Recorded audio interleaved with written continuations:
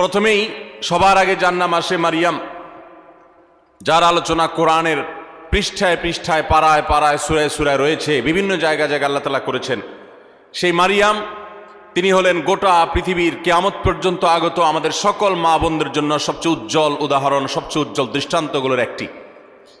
কোরআনে মারিয়ামের পাশাপাশি আমাদের মা, মুমিনদের মা উম্মুল মুমিনিন নবীপত্নী আয়েশা রাদিয়াল্লাহু তাআলা আনহা, তার সম্পর্কে সূরা নূরে কয়েকটি আয়াতে আল্লাহ রাব্বুল আলামিন আলোকপাত করেছেন।